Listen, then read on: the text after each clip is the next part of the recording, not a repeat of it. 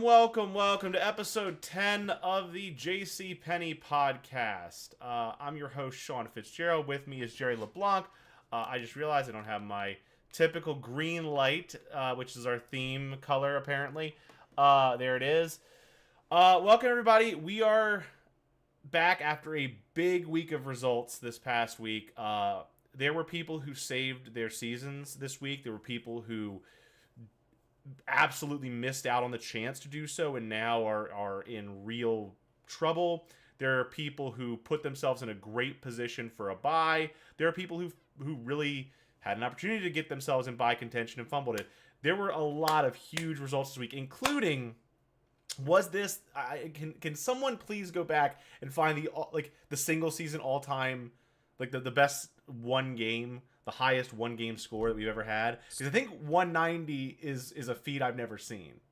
I know for sure that's top this season. I don't know about previous years. I can't imagine that anybody's actually topped that in previous years. 190 has been broken. The next threshold to break is two hundos. I was kind of mad because I'm sitting. Stop. Hold on, let me explain what I'm saying before you say stop. I was kind of mad because I saw the projection and I was like, this is expecting. I had two players. I can't remember who. You had JSN. It was basically down to JSN. I still had JSN. But no, I had two other people. I have to look at my matchup to know. I'm sorry. Let me. We'll get into it. Don't worry. Well, I know, but there was two players in particular that were going. It was Matt Stafford and Devontae Adams who were still going, and they were projected to get like an extra 8 points. And I was like, they're up by 3 scores in the fourth quarter. They're not getting any more points. And they didn't. And then the Jaguars had like 9 at the time. And I was like, they're projected to stay the exact same. If they give up any amount of points, they're going to lose points. And then they ended up giving up like 3 extra touchdowns and lost like 8 points from. So like, it was a little annoying seeing Zach be like, dang, Jerry's projected over 200. And I was like, I'm not getting to 200, guys. Like, this is not happening. And then not only did I fall short, but then, hey, by the way, Brock Bowers is like, guess what I can do? You want to know something crazy? And this shows you the disparity between our league and other leagues I know.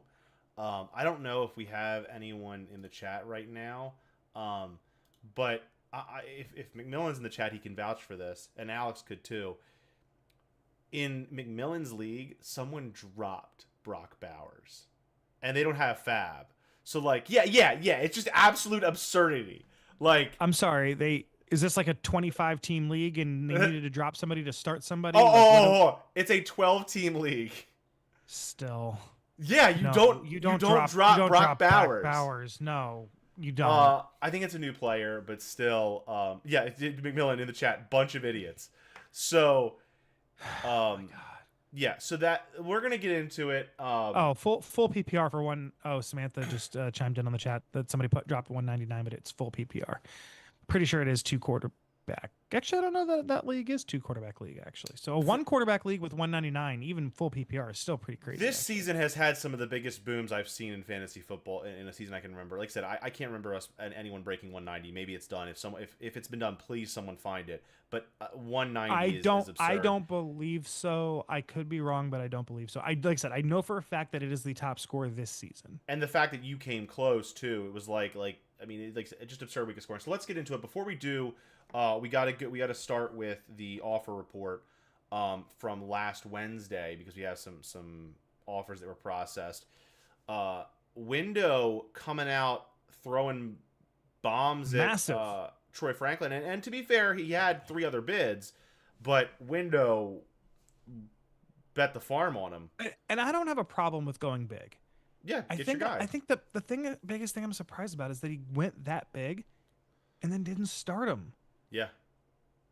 If you're gonna throw that much on a player, you expect like 20% of your season budget to just for someone that you're just gonna throw on your bench just seems weird. Like when because we remember when he dropped Jackson Dart and then spent 40% of his budget or whatever it was to get it back. Like, hey, no, that's looked like a completely smart move to get him back. Like, probably shouldn't have dropped him in the first place, but like, no, like spending the money to get him back, totally reasonable with how he's done. But then like, there's been weeks where he hasn't started him, and it's like, people aren't going to care. People aren't going to care if you drop 40% of your budget on a guy that pans out. But if you drop 40% of your budget on a guy who you don't play and pans out, I don't know how he did this week. Or doesn't pan out. How he did this week, let's take a look. Yes, I actually don't know how he did this week. So maybe it was a smart decision to keep him. 10 targets. Pretty good. 4 catches, 27 yards. Okay, so maybe a smart decision not to play him. But it was just the combo of spend a bunch to then not play him. Hey, he didn't need him. No, he didn't need him. Yeah, he didn't need him. That's for damn sure. Not this week. I had the second highest bid through 9% of my budget on Kareem Hunt, who I did start because of how. Need him. Yeah, I absolutely needed him with Pacheco out. Man, I mean, I don't know if you had a segment that we were going to talk about today about the trade analysis, but. Do you want to talk about it now, or do you want to talk about it later? I didn't. Let's talk about it after the waivers. Let's finish waivers and then we'll get to it. So then Alex threw down. Sorry. McMillan threw down 75 on Tua, who he ended up starting. That was a bad time, That's a fucking mistake. He don't know it yet. I'm gonna beat Tua's the Ravens about to beat that fucking ass. Yeah. Alex throwing down a big boy bid on the Rams defense, who were hotly contested. I'm so mad about that because I have been running so good with my streaming of defenses, and I bid 30, and I thought that was enough. It wasn't. They were playing the Saints. They were playing the Saints, but I thought that 3% of my budget for a streaming defense I thought was an appropriate amount. And apparently not. It was not, and I got 0 out of the Jacksonville defense instead. So Well, again, we'll talk about that stuff later, but no. Zach also threw more than 5% of his budget on the Lions defense, which I wasn't going for the Lions. They had an okay week. They put up 6 points, but and then we've got Scotty got Bigsby, I got P Ryan, and last window added Jaden Reed. So that's our waivers. Let's get into the trade. So Jerry and I made a trade. We had talked about this trade discussion materialized at the end of the podcast last episode. We basically went right into we sat for like half an hour after the pod ended and discussed it at length and spitballed. And we had a lot of interesting permutations of the offer. The premise of it was you wanted Kittle and I needed running back help, and I wanted either Dobbins or Swift. And so those were the major building blocks. We talked about throwing. I think there were offers where I was trying to get Achane and Ollie Gordon, and I was considering throwing Puka in as a package. It's really funny. I will say it's actually kind of funny negotiating with you on trades because I'll send something, you'll immediately respond. I'll send something, you'll immediately respond. I send something. And then there was radio silence for hours. Okay, you did that too. No. But I'm saying this is not a negative in general. Oh, okay. I'm just saying I was just saying there was a bunch of discussion, and then I threw out something that I thought you might really think about, and there was radio silence for hours. I was like, oh shit, he's really thinking about that. Yeah, I have to weigh this. I mean, at this point, it's not a bad thing. It was just oh dang, he's not responding, so he must actually be looking. He might be talking himself into it now. I think in hindsight. And we'll get into hindsight in a second because we'll get how this blew up for me. But just so everyone's on the same page, the trade was, as you see on your screen, I gave up George Kittle and Stephon Diggs. So Kittle being probably a top 5 tight end as of the day he was traded. Stephon Diggs probably being a flex wide receiver. And yeah, I think he's wide receiver 27 right now. Something like that. And in return, I got DeAndre Swift, who is a RB2, higher end RB2. He was RB11 when we made the trade. Right. So higher end RB2, but probably with buys and everything.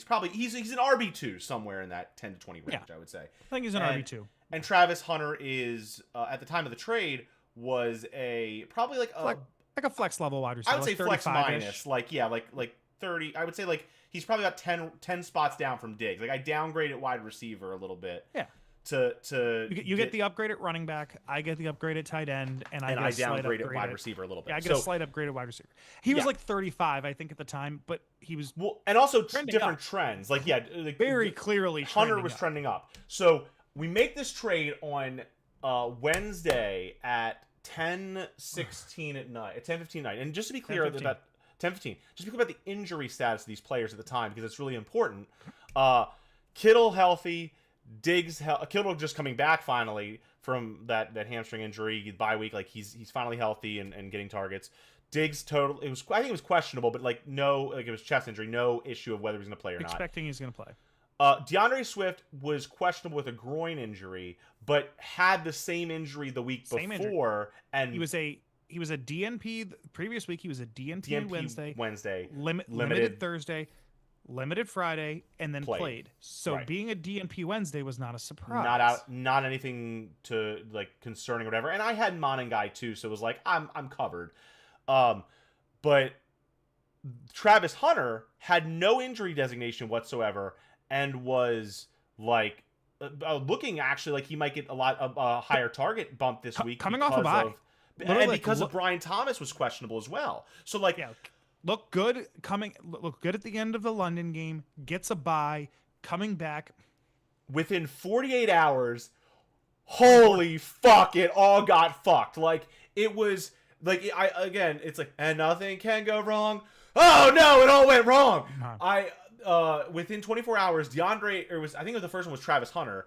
Hunter went first, yeah. He had a non-contact knee injury in practice on Thursday, went to IR. Fucking terrifying. Yeah, like it's just like the worst fucking timing in the world. And I'm thinking to myself like, okay, not a big deal. Like, I really made the trade for DeAndre Swift. Like, yes, Hunter being on IR sucks, and I've lost. Like, right now, this trade looks a little more lopsided. But honestly, if Swift does what he's supposed to do, I'm fine with the trade. The reason I made this trade was about balance. I had 2 tight ends and 5 wide receivers. I had my running backs my running back was Quinshon Judkins, and beyond that, I had Pacheco and Hunt and Monangai, and that's and Tyjae Spears. Like, I needed running back help. So is that how you say it? Is it Monangai? I thought it was Monangai. Monangai, whatever. I'm asking. I don't know. So within 24 more hours, so that's Thursday that Hunter goes on IR. On Friday, they say, "Hey, by the way, FYI, Swift is out." Like Swift, another DNP on Friday was. It was just like, you gotta be kidding me. And so I'm thinking to myself, like, okay, now I have absolutely screwed the pooch on this trade. This trade has gone back to bite me. We'll get into how it ended up working out in terms of Monangai, but yeah, I was not particularly happy on Friday. I get it. And I wrote this I just remember Saturday. Well, I wrote this. Oh, and so Saturday, Jerry and I were talking again. And there were discussions about trading Swift for Dobbins, because Dobbins was the other person I was considering, and it's kind of like they're really, it's like a coin flip between those two. I really think it depends on the week. Like, Dobbins' last 2 weeks of the regular season, he has really good matchups. So yeah, you were like, wish I'd done Dobbins, and I was like, low key. You want it? No, you were like, low key. You want it? Because I'm thinking about it. I would think about doing this. I'd strongly consider that trade right now. And then I went radio silent again and thought about it, and ultimately decided, nah, I'm gonna stick with Swift. Like, it gives me for this exact reason. Like, it gives me insurance to know, like, I got somebody who's starting in Chicago. Yeah. So let's get into now the recap from last week, starting as always with the Commissioners matchup. Holy shit, I needed a win, and holy shit, I got one. This was a huge win for me. Not 130 is like, you expect to win. It helps that I played the league's lowest scorer. The box did not have a box week. But man, oh man, I needed this so bad just to knock him down to 5-4, to get up to 5-4. I'm now top 3 in scoring again. I am 2 games back from a bye. You know, and it was also a little bit of let me switch gears here. It was also a little bit of a get right game for me, because, you know, I had talked about on last week's pod, like, okay, this week, week 9, my team is finally going to be healthy. Now, if you look at my bench, not that healthy. Kyler out, and we'll get to Kyler later. Kyler out. Pacheco out. Godwin on bye and still injured, questionable. Judkins on bye, also injured and questionable. DeAndre Swift out. Travis Hunter out. Like, I don't have depth anymore. But thankfully, enough of the good guys were back that I did enough to get the win. Lamar ate up the Dolphins like I thought he would. Puka getting his 20s like he does. Couple touchdowns. McBride doing what he does. 14 points, exactly what I expect from him. George Pickens, I don't know if he had a tutty, but got double digits, which he has been doing all season long. And some of that was garbage time. I think you just had a very good day across the board. Your big guys did good. Like Lamar putting up 25 is great. Manungai. I think that's how you would say that. I'm gonna look it up after the pod. Okay, yeah. I mean, obviously, great matchup. Puts up 21 points. I don't even think he scored a touchdown, right? Like no, all yardage. Like 175 yards rushing, and like that was actually something I was yards. like, yeah, that's actually something I was thinking about. I was like, I don't think it's gonna be the same, but like, man, he had a good day. Like, so is this gonna turn into a committee? I don't think so. I think Swift. I'm okay if it does. I think Swift is still the vastly more talented back there. So like, I don't think it does, but you want it to? Let me explain my logic. So here's why, and it's part of the reason I made the trade, and I kept with Swift and Monangai. I look at their backfield the last couple weeks with the increase in carries. Like I said, the last 3 weeks he had 13 carries, 7 carries, and then obviously with Swift out 26. I don't love a committee, but for me, where I am weak at running back, I'm not going to complain about having my handcuff put up 200 yards. Like, no. And it almost feels it's reminiscent to me. I had them in another this team, another league of like Kenneth Walker and Zach Charbonnet, and it's like, hey, their floors together are high enough that if I need to start both of them in a pinch, I know I'm going to get enough production out of the position to keep me competitive elsewhere. Like, I'm not going to win that position, but I'll get enough points there. There's enough of a floor there that I can do it at my other elite talent. So, it's not impossible for two running backs to like be viable. Like last year we saw Jahmyr Gibbs and David Montgomery definitely be that. I don't know if Chicago's good enough to do that, but it's definitely possible.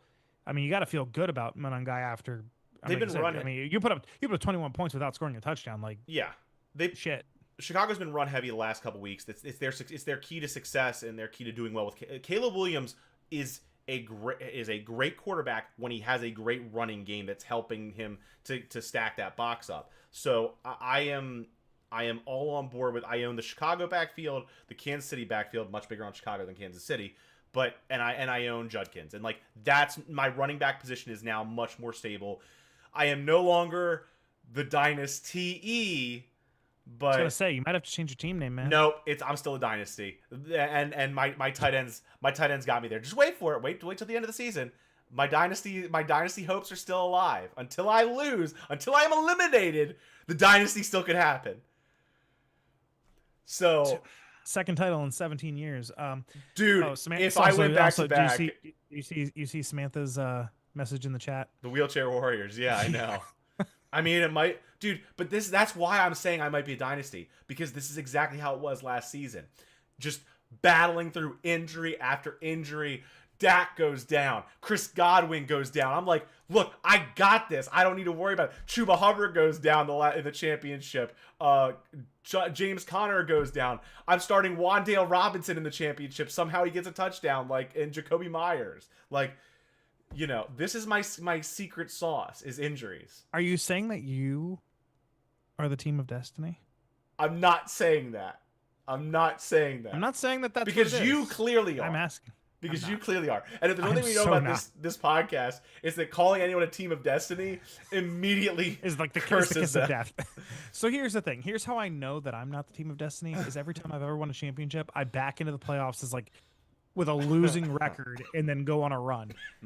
Every time I've been like the 1 seed or the 2 seed in the playoffs, it's like, no, it's going to end horribly bad for me. Well, speaking of like wild cardish teams or like teams that are battling for like their spot in the playoffs still, let's talk about Zach for a moment. This was a big loss, and one of the biggest reasons for it is that guy at the top of the list. Jaden Daniels is gone. And is he coming back? And so Zach and I were also in discussions for a trade on Saturday night when I was at this like wedding reception, and I was very hammered, and I was like, "Yo, let's make this deal." And he threw out a counter, and I was like, "I don't know about that, man. Like, it's tough. Like, Bucky Irving was involved, and he's on bye. It was a problem." And I was like, "He's like, cool. We can finalize tomorrow." And I woke up the next morning, chugged a bunch of water. I looked at the trade, and I was like, "Zach, thank you for not taking advantage of me, because this could have been very, very bad for me." But I don't think it's just Jaden Daniels being out. Like, that's not good. Obviously, that's not good. But has Patrick Mahomes been the benefit of a really good schedule for the first half of this season? Yes. I have been saying that Mahomes, his stats are not like he has had excellent stats. He's had one of the best been great. he's had in the He's last been the number 3 or 4 one. years. He is, despite only 10 points, he is still the number one fantasy quarterback right now. But it's going to get harder for him. He's got Denver after the bye. First of all, he's on bye next week. Bye, then Denver, then Indy. Okay, Dallas looks better. Houston's been no slouch. Chargers have been no slouch. You do Tennessee get Tennessee looks in the good, playoffs, which is nice. But then championship week, you get Denver. I think week 11 is going to be a big like telling sign of what are you expecting championship week out of Patrick Mahomes, and for that matter, Rashee Rice. Like Rashee Rice still got, I think, a rushing touchdown this last week, but like also at some point he's had 4 touchdowns in 3 weeks. Like that's got to come back down to earth a little bit. He's not going to score a touchdown every week. Rice, no, Zach's onto something with Rice in the sense that like the target share is there, right? 10, 9, 7, and he's no, he's clearly the number one guy there, right? But I'm like, if you take away that rushing touchdown, well, and also just to be fair, like he has 10 points. To be fair, also like one of the other knocks on Rashee Rice is like you have this is the same thing I deal with where I was dealing with the Cardinals before James Conner's injury. It's like when you have so many mouths in the same offense, when you're tied so intricately to the Kansas City Chiefs offense like Zach is, when they play the Bills and get and lose and have a bad game, you're losing that week. Yeah, and that's like the whole thing. Like a stack is really great when the stack hits. Right. If Patrick Mahomes has a terrible day, the Rashee Rice, Travis Kelce stack is not looking so good. But yeah, I'm just saying, like he literally got like a wildcat formation, essentially 6-yard run for a touchdown. Like I said, if you take away his 6-yard touchdown run, he finished with 10 points, which is not bad. Now hold on. He's not wide receiver 1. I don't know that he's getting a run in the red zone every week. No, he's not. But let's pump the brakes on downing Zach's team for a second, just because I'm not downing his team. I'm just saying it's a reality. There are causes for concern for sure, but there also are causes for optimism. Bucky Irving and Mike Evans were both on bye. Mike Evans is gone. Mike Evans is gone. Done for the year. He broke his collarbone. Like best case week 16. And are you trusting him coming back from a broken collarbone? Then I don't think so. No, Maybe I'm wrong. I get the Bucky Irving thing because Bucky Irving for the first 4 weeks of the season was awesome. Yeah. He was averaging like 18 points per game. It was amazing. Yeah. And now he has a foot sprain, which is like the worst. Like if it's not a season-ending injury, I think a foot sprain is like the worst injury for a running back of all people to have. It's so easy to re-aggravate, which is why he hasn't played in 6 weeks now. Sure, but they have taken a cautious approach. They did have the bye this week. Like it might be the right time for him to get healthy. So there is possibility there with Irving. And running back has been a little bit of a weaker position with him having to start Bam Knight and Tony Pollard this week. But the other piece of the puzzle for the reasons for optimism, Marvin Harrison Jr. looks fantastic with Jacoby Brissett as the quarterback, and that might continue, it sounds like, with Kyler's nagging injury. Sam Darnold had a great day on his bench, so if Jaden Daniels is out, Sam Darnold potentially can plug right back in. So Sam Darnold was already like QB 15 before this week. He had Yeah. a 27-point day, looked great. I mean, he's been a little up and down. He seems to be a little hit or miss. Like I said, he's had 2 single-digit days. This last week was his second day over 20, or actually, technically, his third day over 20. So no, like he already had. That was one of his things. Like he was trying to trade quarterbacks because no, it's like when you have 3 top 15 quarterbacks, You got to move one, but not anymore. Not anymore when you have an injury. Yeah, Right. no, like so I do think he doesn't drop that badly, especially because like Jaden Daniels also he's missed multiple weeks this year. Yeah, This Zach's isn't like news. It's not news. That he's been Zach's out, still so. in the thick of things, but his For sure, his road's gotten harder. sure, but he's also a box. He is the box of boxes. Moving to let's go to This was a long time we spent on the first week. First we're matchup of the week. rolling on this pod. We're talking into the ground tonight. Let's talk about Woat Watch. I said it in week 3, and it's still here. It's Woat Watch isn't done. It's not done. It's close. You predicted that James would end Woat Watch this week. What happened? Did I predict that? Oh, we'll get to your predictions. Don't worry. I've already said like. So by the way, just throwing this out there, if it's Wednesday, if we've done a pod on a Tuesday, if it's Wednesday, it's Thursday, and you're just watching the pod and you send a message in the chat, there's like a 50-50 chance. I don't even remember saying what I said on the pod. So like, don't expect me to respond appropriately if you say something after the fact, because I'm like, I don't even know if I said that. Like you're probably right, but So I'll say, I mean, this is James's team. Like, Josh Allen did what you expect Josh Allen to do. Derrick Henry had double digits. Even Trevion had double digits. Sam Laporta had a great day. James put up for him a respectable he had a fine score. day. I mean, for him, yeah, no. I think right For him. now the average score is like 130 a week. Actually, it's a high scoring year. But man, oh man, he just cannot get a break because Matthew Golden got injured, had a horrible day, never really solidified himself. I mean, part of this was Goldman was an 8th round pick for him. He was the bookend for him at the end of the 8th. Golden was like the staple of you reached, you didn't need to, you could have had him in the 10th, you took him in the 8th, probably could have had him in the 12th even. And it wasn't. Sorry, to your point, McMillan in the chat, he McMillan said he played the wrong team. No, even if he plays his optimal lineup, he doesn't win this game. What is it? I think Kenneth Walker at running back gets you 2 more points. JJ McCarthy at Superflex gets you like 3 more. Rashad Bateman at wide receiver gets you 6 more. Does that make up for the 18-point deficit? I don't think so. it's close. It's closer, but like, no, he didn't just play the wrong team. He drafted the wrong team is James's problem. He has the wrong team. I've been saying it since week 3. He is one of the worst teams this league has ever seen. I'm sorry about that fact, but it is nonetheless fact. Oh, he played the wrong team. McMillan saying he played the wrong opponent. I mean, well, yeah, I mean, not everybody gets to play against 87 points in a week. yeah.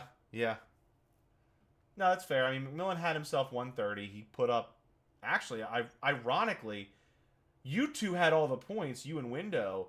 After that, McMillan was technically the 3rd highest scorer this week. I was 4th. Didn't realize that until just now. But, I mean, we're 9 weeks in. He's 1-8. His season's over.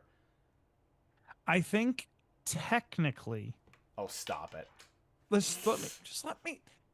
Damn, I was doing the same thing with Samantha last night. I'm like trying to make a trade offer with her in our sleeper league, and I can't even finish what I'm saying before she's like, "Shut the fuck up." I literally was like, "Hey, how about you give me I'm trying to remember. It's like, why don't you give me Christian McCaffrey, Amon-Ra St. Brown, and God, who was the third? It was a quarterback, and I was like, and I'll give you Patrick Mahomes, Jahmyr Gibbs, and Devontae Adams.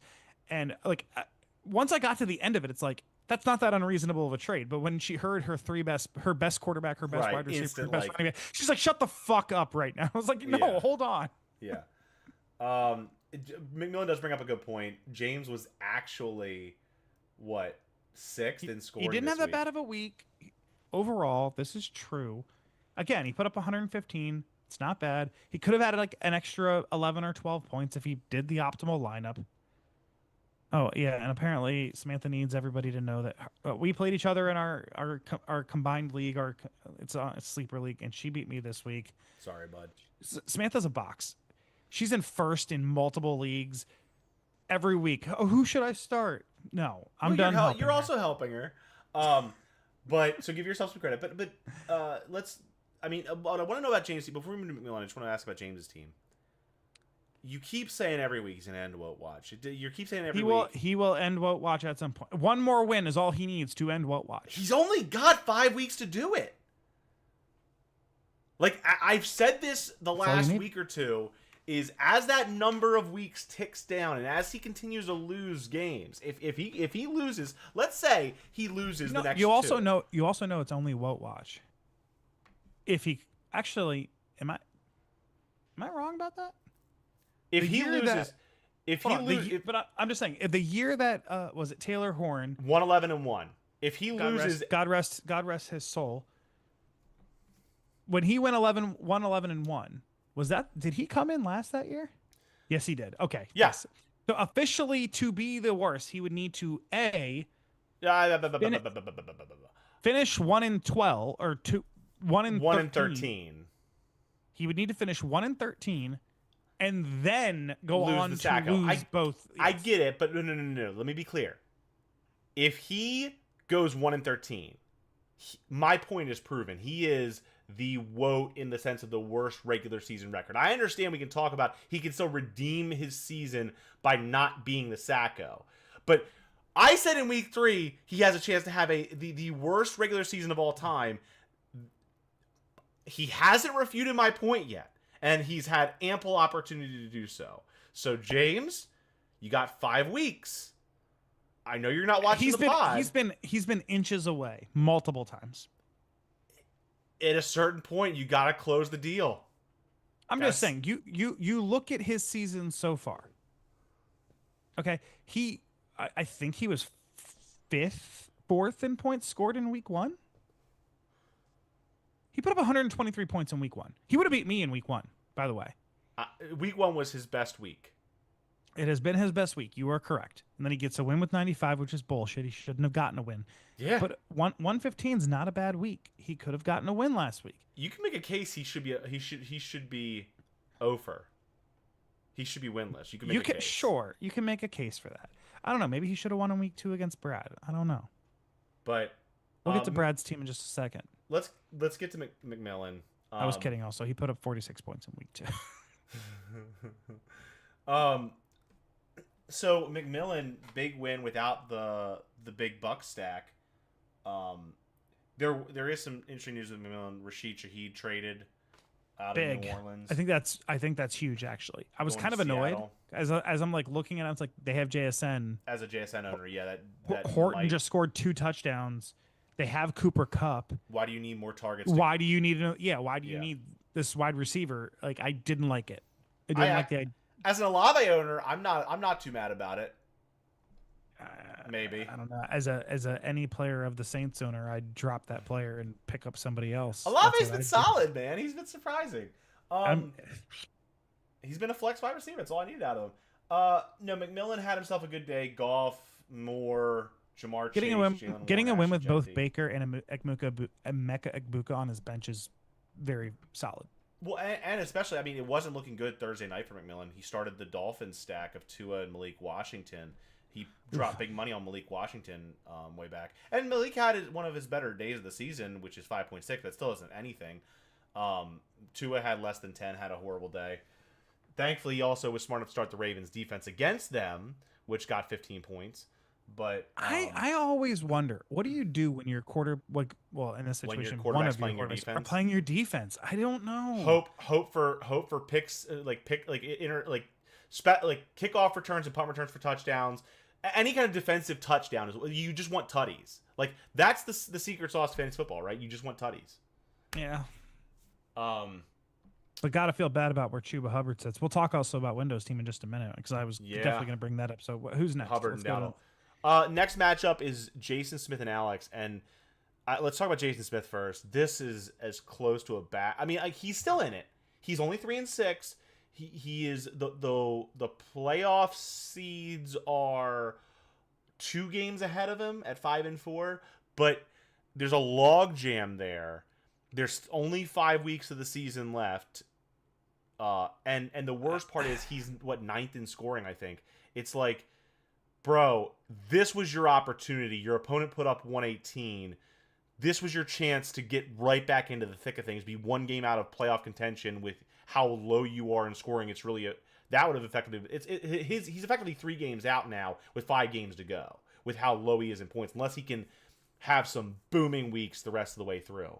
So this is about as demoralizing of a loss as you can get. It's tough.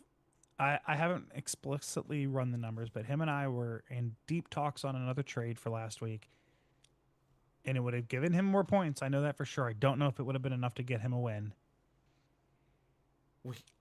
I'm like the biggest believer in Jason's team. I don't understand it.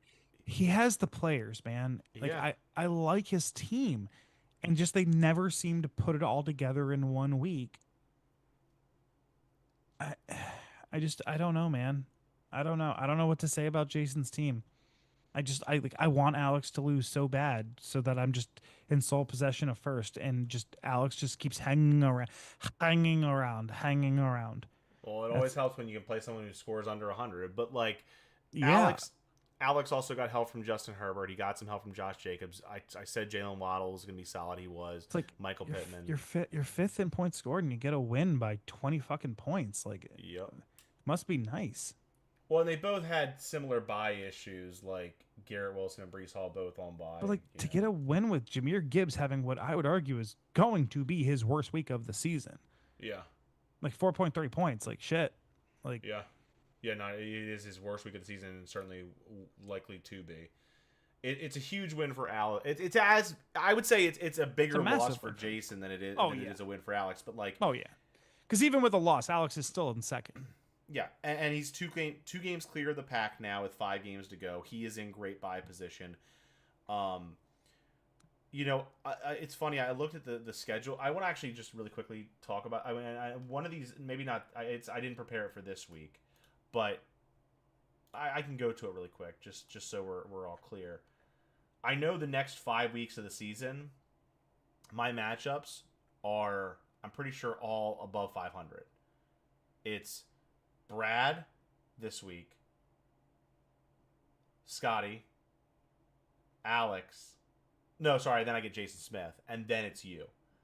We play each other week 14. So I know. I was actually talking to Zach about this, and I think that we should do a little bit more. So you know how like obviously we do the previous championship game plays each other in week 1. I think we need to do a couple more weeks like that. Like try to do some rivalry weeks. I think it would be really fun if like every year you and I play each other in the final week of the regular season. Just to like kind of create a little bit more of those rivalry situations. We could definitely talk about it. Yeah. And like I mean, for a 32 team league in the NFL, they handpick the schedule every year. We could do it. Like I think it would be really fun, like you and Scotty, because it's like it's a Whittier Frederick matchup. Alex and McMillan gets their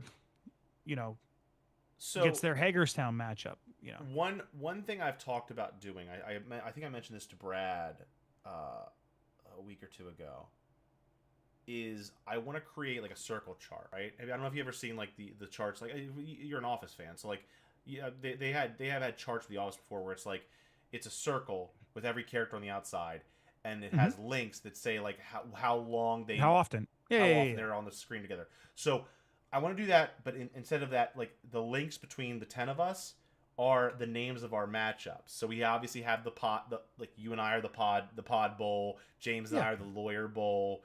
You know, in terms of like rivalry week, like everyone has a rival. Like Brad and Scotty consider themselves rivals, or I do think that like the perfect rivalry week would be a situation that is like me, Zach, Jason, Brad, Alex McMillan, Windows Scotty, you James. I think that is the perfect, like everybody has like a very specific, Yeah, like James and you are the lawyer one. Alex and and we've played in McMillan two are the championships. yeah, okay. I mean, that's also if I wasn't even thinking of something like that, but yeah, Alex and McMillan are the Hagerstown.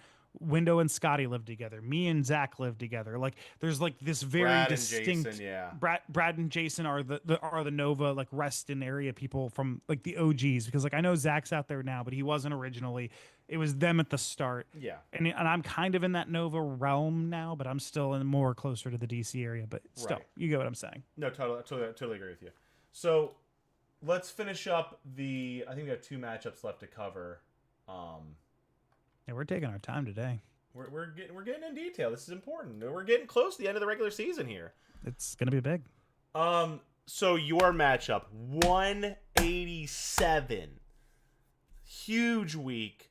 Flacco 30, Christian McCaffrey 31, T Higgins 29.6, and T Higgins, by the way, one of the players in our talks who I actually low key really wanted and really bummed I didn't get him. Achan solid, Devontae Adams 20, outscored Puka. Puka did have another injury and missed the end of the game, so that might have played a role. Matt Stafford doing Matt Stafford things. JSN putting up nearly 20. Stephon Diggs getting a tutty. Like, you got 187 with your defense not adding anything.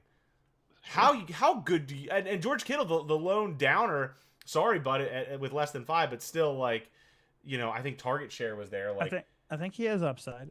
So I will say, I'm averaging like 150 points per game right now. it's nuts. If you had to throw out a guess, what is the most amount of points I've gotten out of a tight end this season? Throw out a guess. 8, Less. 6. It's 7.2. And by the way, I was close with 8. when it was 7.2, it was Hunter Henry getting one singular catch for a touchdown like 2 or 3 weeks ago. I cannot get points out of a tight end. Well, and I tried to help you. I made this joke and I was like, this just keeps happening to me. And like, I hope George Kittle I just wanted to put up more than 7.2. And also, by the way, it would have given me more points to have started Hunter Henry this week, who also still would not have put up more than 7.2. I'm pretty sure. Window got more points out of Brock Bowers this week than I've gotten out of my tight ends all season.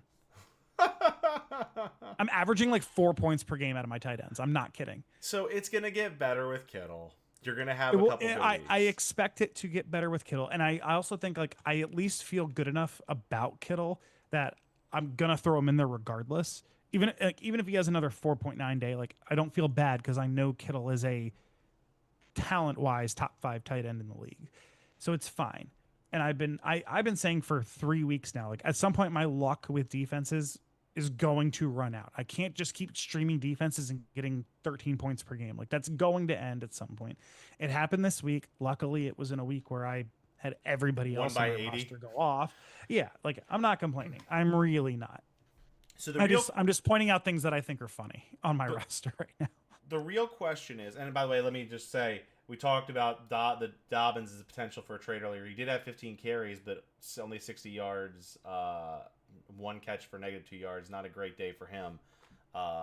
Granted, Swift was out, so jury's still out on that. But let's talk about Scotty, and I want to get your take on. This was obviously a hugely disappointing result for Scotty in the sense that he had the opportunity to knock you down to 6-3 and bump himself up to 6-3. This is true. This was a huge opportunity to get himself right in the thick of the bye conversation that he missed out on. Only put up 103, one of the lowest scores this week. Obviously, it helps when you have Zach and Jason Smith and Brad all scoring under 100. But like he was 7th in scoring. My question for you is this a cause, like, are you concerned about Scotty's team? He's fourth in the standings. He's 4th in scoring. Like, he's a playoff team. We talked about him being in that top echelon in terms of the midseason grades. Like, he's in that, like, he's in the top, he's in the top 4 teams in the league right now. But this is obviously a bad result. Are you concerned? Yes. Why? Because I believe that 16 points per game is kind of in the realm of what I expect out of Drake May. I don't expect Jonathan Taylor to put up 6 points per game because despite a 6 point day, he is still the the running back one. But I also think that he's like him putting up fucking 30 points more often than he's not. It's just not realistic. Kamani Vidal is not a starting running back. He got 20 points out of him a couple of weeks ago. He got 19 points out of him the week before this week. 3 points per game doesn't surprise me. He does not have a wide receiver one on his roster. He got 14. His best wide receiver this week was the guy that I could not drop fast enough. Like, yeah, don't get me wrong. Yeah, Jameson Williams went out there and 4 catches. He had 66 yards and a touchdown. Good for you that you got it this week. He's just as easily going to get you 0 next week. So I don't believe in his team. Like I don't. And you look at his bench: Calvin Ridley, maybe Jacoby Myers gets an uptick going to the Jaguars. Who is Alec Ayamanor? He's the tight end's best wide receiver, or the Titans' best wide receiver. The tight ends, yeah, like Titans' best wide receiver. Tez Johnson, Tank Bigsby. Like so, I don't believe in his team. Like I want a little bit of vindication here. I do. I like Kyron Williams. That's about it. And I'm over here. I have Blake Corum. I'm hoping on Kyron Williams' downfall so that Blake Corum becomes the number 1 guy there. But outside of that, I want a little bit of vindication here. So last week I got a lot of shit on the pod for even suggesting that a trade of Puka for Jonathan Taylor straight swap would be fair. Still bad. I still don't think that is fair. Jonathan Taylor is still the number 1 running back, but like he's not putting up 30 every fucking he's put up more than 27 out of 8 weeks going into last week. But I'm just saying, or 6 out of 8 weeks. Puka went up and put another 19.3 on the board, 7 catches, 95 yards and a tutty on 8 targets. Like, I'm saying it's a reasonable Puka for Jonathan Taylor straight swap is a fair trade, and anyone who disagrees can fight me. I don't know. I still think that running backs just hold so much more. Even 3 wide receiver league. Even in a 3 wide receiver. Let me ask you a question right now. Do you think it is a reasonable 1-for-1 swap if it was Achane for Rashee Rice? That's way different than Puka. Is it? Rashee Rice is averaging 20 points. But going into this week, Rashee Rice is 20 points per game. Puka has a much longer sample size. 19 points per game since he's been playing. Puka is has it that crazy? Much bigger sample size than Rashee obviously Rice. He has a bigger sample size, but he's missed 2 weeks. I mean, I'm just saying, like, for 3 weeks now, Rashee Rice is averaging 19 points per game. Is it unreasonable? Yes, because it's not enough of a sample size in my view. This is what's funny to me is like I would not do an Achane for Rashee Rice straight up trade. I'd say I'd hard pass. Which is the same reason why I'm saying Jonathan Taylor for Puka Nacua. I'm a hard pass. I think I'm sticking with Jonathan Taylor. I'm just curious really quick with Rashee Rice. I want to know. I don't think it's that crazy different. So Rashee Rice has had 3 weeks yes. of results. Yes. Puka Nacua, if you don't count the week he got injured even, I won't even count the week he got injured. So 6 weeks? He has played 6 of 9 weeks. I think there's that's a significantly different sample size. Okay. But your point is taken. Let's move. But you realize how quickly you were like, no, I would take Achane in a heartbeat there. Yeah, like, because again, now we're talking 3 about games. Sure. Against a weak the Chiefs, we talked about them playing weak opponents. Yes, Rashee Rice for the first 2 weeks, yes, but he still ended up putting up points again. I'm a believer that 16.6 points. It's like no, he only has 10 if he doesn't get the rushing touchdown. I don't think he's getting that rushing touchdown. I don't think he's getting the rushing look in the red zone every week.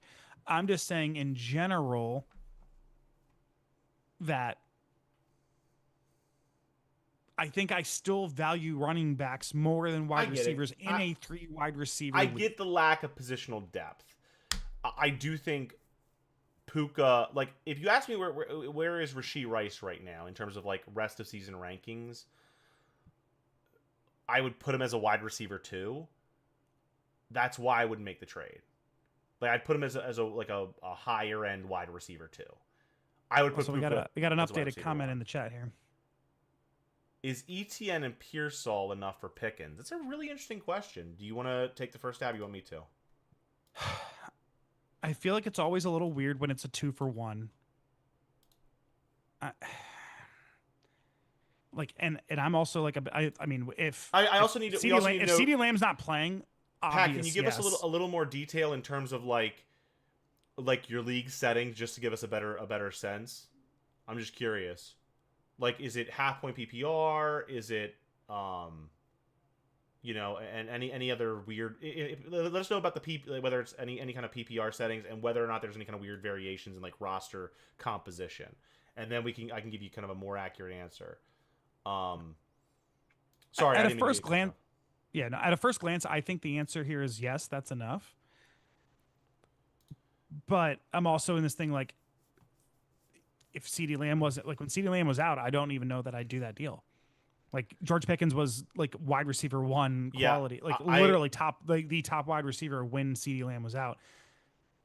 I'm also a so Jaguars guy, and ETN confuses the fuck yeah, out of me that's the whether thing. or not he's going to be good. Reasonable minds can differ. I understand that like Pickens' value isn't what it was when CD was out, but if you're asking me, just off the cuff, I wouldn't make that trade personally, and the reason is The it's ETN side or the Pickens side? if I have if I have Pickens, I'm not giving up Pickens for ETN and Pearsall unless I'm like desperate for wide receiver help, because I don't think Pearsall's the answer for that. Like I don't. Yeah, I I mean, don't. Pearsall hasn't played in 5 weeks, so Right.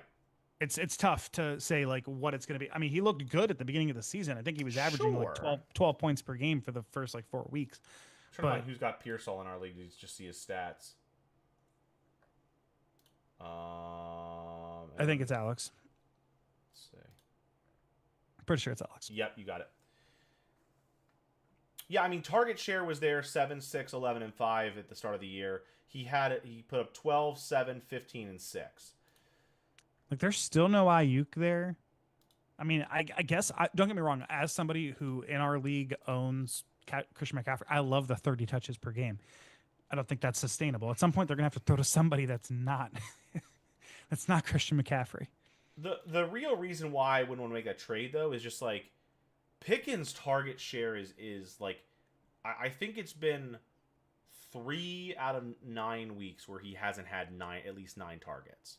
Like I'm a big believer in you look at the targets more than you look at receptions, you more than you look at touchdowns. And don't get me wrong, Pickens has had touchdowns, particularly when CD was out. But Yeah. just the amount of times that the Cowboys tend to be throwing the ball, the amount of times that Dak tends to look at CD and George Pickens, for me, it's just like I want that. I'd rather have the locked in, set it and forget it. ETN and Pearsall are like in my view are like borderline contributors for a starting lineup. Whereas Pickens is a guy I'm comfortable starting week in, week out. And those are the guys that I want to start week in, week out, because ultimately those are the like you spend less time worrying about it. You have a higher floor and a higher ceiling. Yeah, I go Pickens on that side. So I don't know if ETN and Pearsall are enough for me to make that trade. Good question.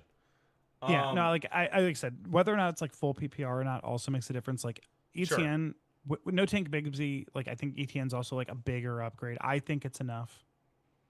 Reasonable minds can differ. You're asked this question, and then the two people on the pod say different things. Welcome to our podcast, where Sean and I rarely agree on what we're talking about. But I think we both have informed takes on it, and it's really about what stat line or what information is more important to you. I mean, all we're doing, we've said this on the podcast over and over, all we're really doing here is flipping coins, right? We're making decisions based on the best information we have available. Best guesses. It's best guesses. That's what it is. So it's about what information is enough to make you move the needle. So let's go back to our last recap, and I want to actually, I mean, we know the end result. Window had the highest score in league history, beat Brad by 100 points essentially. Monumental win for Window, because he, with 190, he threw himself right at the season end today. Last week he put up like 70. Yeah. This week he's right back in the wild card hunt. He is the wild card if the season ends today. It is like, as somebody who has in the final week of the regular season lost the wild card on like losing by 55 plus points, this is why I fucking love that we do the bottom Such a five great rule. gets Such a in great based rule. on your overall total points. Like, it's such a good rule. With decimal scoring and fab, it is one of the three best rule changes. Those are the three best rule changes we've ever made: are fab, decimal scoring, and doing a wild card in the playoffs. The out of the bottom five teams I in the don't I don't standings. even think it's close that wild card for bottom five is by Yeah, far, even both of those. chef's I would kiss. not even be mad if we added it to be top four get in and bottom in I the bottom proposed that six. rule change. I think I would be fine with that. I think that makes it even better. I think it's It's very cool, much right? Like, again. I literally won a championship while winning, like, what was it, 3 or 4 regular season games. yeah. But I got in because of that rule and go on to win a championship. It's massively. It also different. makes sense. Like again, like it's like the NFL teams. You have 4 teams in the NFL that win their division, and then everybody else is like wild card. Like, Yeah. it's congruency. But whatever. Here's what the prompt I wanted to ask you about this matchup. Out of these two teams, we talked at length about how Windows team, wildly inconsistent. You mentioned, or just not more than a minute or two ago, puts up like a terrible score last week and then throws Like up 70 190 this points. week. Yeah. We've talked at length about Brad's team and how he has 5 wins this year, but his points aren't there. He's, I think, like, I want to say 8 maybe now. in scoring. It's bad. 4-0 to. I mean, he's lucky to get a win against me last week. He's lost 4 to the last 5. Like, Really should have lost the last 5. Like, he got very lucky that Tyrod Taylor ended up with an injury in practice. So Because if that doesn't happen, he does not start a quarterback in that spot. That's 21 points for him. He does not win the matchup last week against me. Now here's my question: if you in some nightmarish scenario have to give up your 7-2 start, give up your unstoppable juggleknob that your team is, and take one of these two teams, you can just jump right into Brad's spot in the standings 5-4, or you can jump right into Windows' spot in the standings 3-6. Whose team do you take? Window. Instant. Tell me why. Brock Bowers is him. Bijan Robinson is him. Jackson Dart is him. Is Rico Dowdle him? Rico Dowdle, I'm still a little confused on. I know, like, obviously we had the pod on Tuesday. I don't exactly know when they made the announcement that Rico Dowdle was going to be the main starter. But 25 carries and 2 tutties. But even after they announced that, I was talking to Zach about this, and I was like, even with that being the case, what is it, 70-30 split? Because even like the best running back, like, I'm pretty sure Christian McCaffrey carry-wise is at like a 70-30 split with Brian Robinson. Every Jr. NFL team is doing some kind of committee. And obviously Christian McCaffrey gets a lot of receiving work. So like it's more like a 80-20 split. And I was like, no, like it's probably going to be like a 70-30 split, probably closer to 60-40. But carries wise, I think it was 25-5. It was not close. And I think something that I like drastically misunderstood is that the Carolina Panthers are going to go out and do Carolina Panther things. And they're not going to give any touches to their $30 million running back. There was that meme this week of like, it's like, I'm sure you've seen the Tiger Woods and what's his name is John Daly. The meme where like Tiger Woods is sitting there like professionally dressed, John Daly sitting there like ripping a cigar and like with a drink in hand, whatever. It's like it is in like a weird ass outfit, and it's like, but they're like, it's the premise of the meme is they're both the same. And it was like the Chiefs 5-4, Carolina Panthers 5-4. Yeah, like there are players on Windows team that I like. I don't think Caleb Williams is giving you almost 40 every week. I think that's an outlier. But like the Raiders just traded Jacoby Myers, who I would argue was their talent-wise their best wide receiver. Oh, for sure. Like I think Brock Bowers is getting 20 targets a game going forward. Probably. Like, Brock Bowers hasn't played a game in 4 weeks, and he is like tight end 11. He's this close to being a tight end 1. Hasn't played a game in 4 weeks.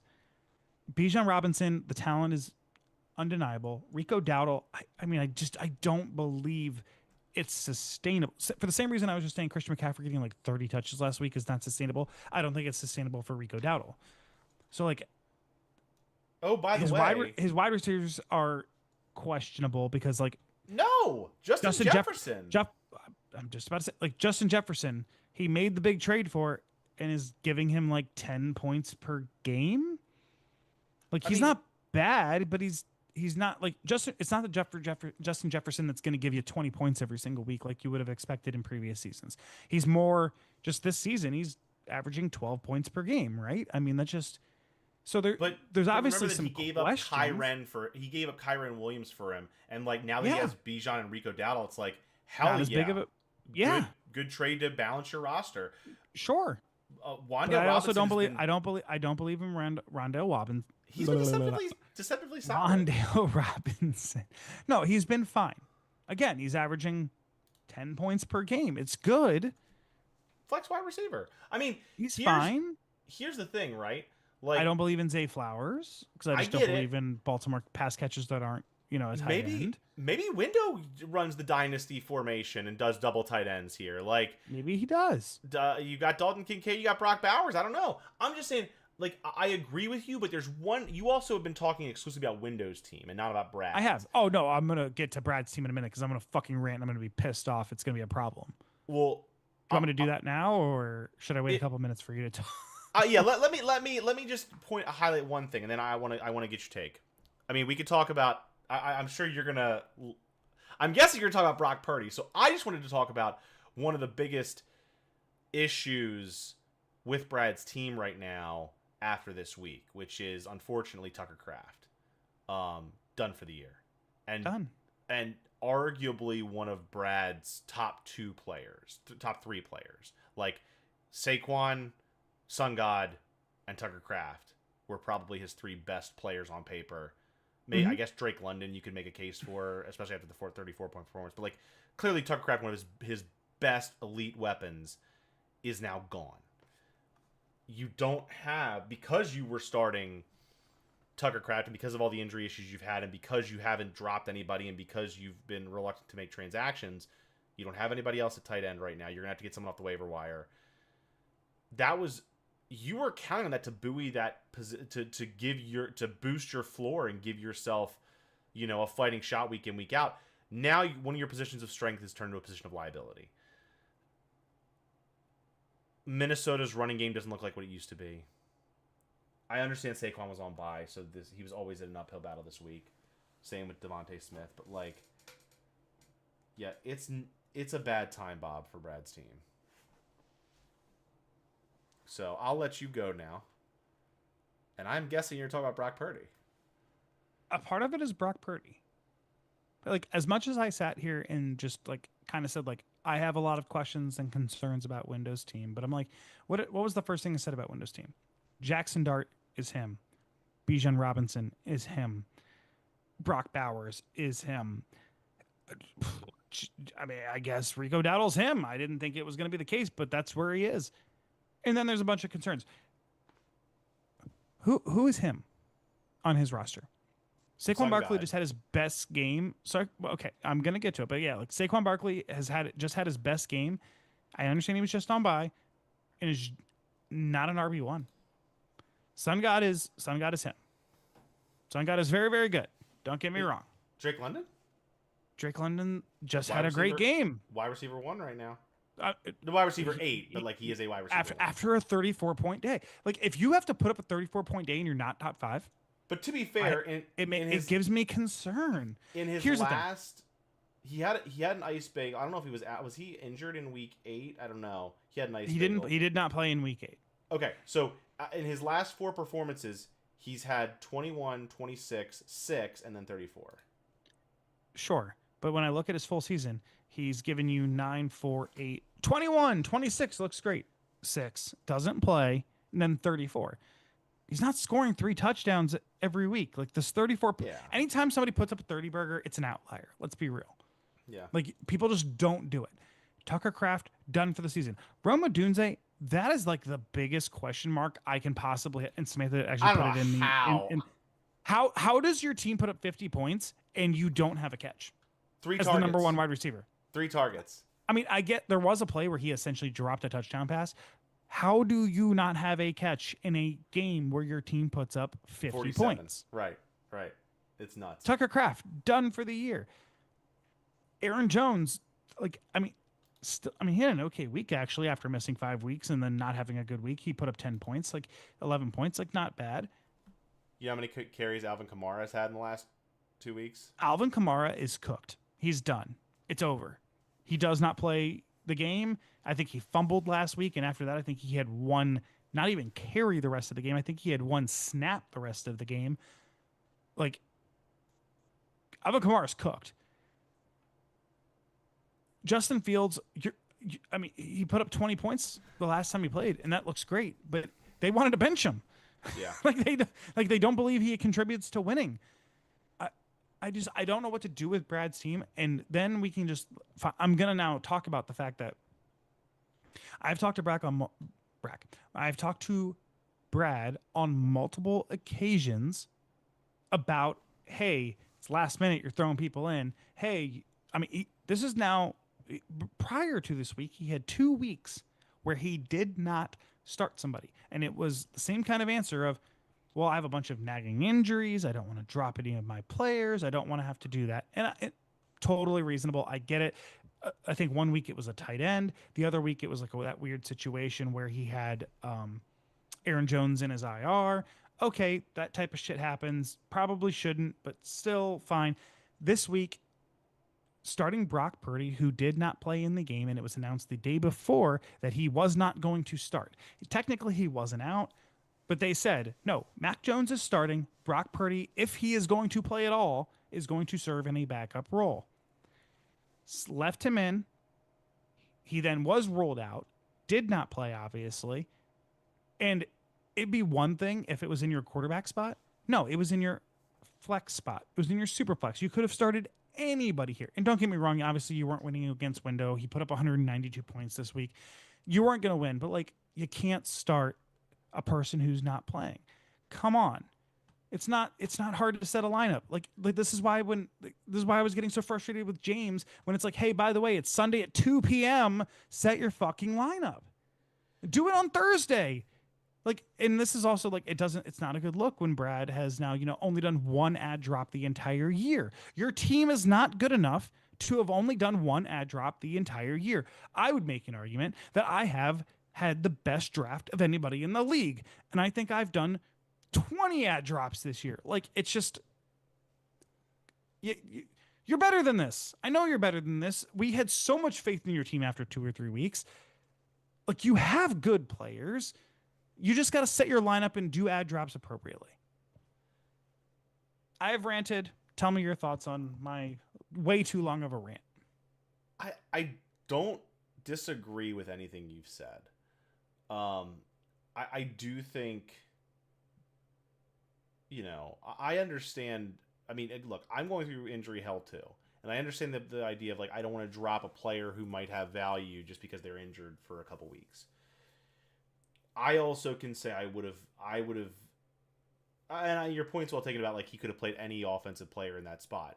But like, I also probably wouldn't have held on to Tootin that long. I wasn't a believer in him. I generally agree. Like this is the Tank first Bigsby, week. Tank Bigsby was the backup in Jacksonville. I get wanting to hold on to him. Like, that to me would have been the Occam's razor for like before literally this week. Tootin had not had more than 9 carries. Right. He had 9 carries for 29 yards and a touchdown this week. He actually put up 9.1 points. Like, yeah, no. But my thing not worth is, it to keep him. And like to your point, obviously it wouldn't have mattered, but the real reason, the real interesting thing for where this sits is we have 5 weeks left to go in the season.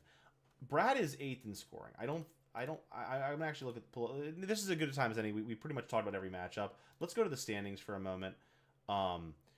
Just to show, this is what points scored looks like so far this year.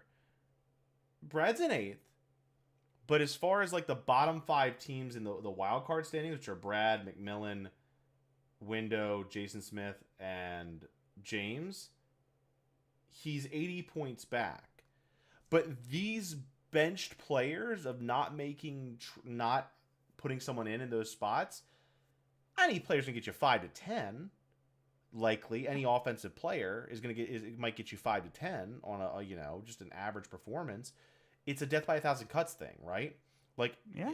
like a super flex. If you all these 5 to 10 points, if he gets, let's just say 7.5 points. Let's go right down the middle. That right there is 22.5 points in three. If you missed out on starting three players at different times, assuming just like baseline guess. Here's part of my problem, even with having that kind of a mentality right now. Jacoby Brissett was available.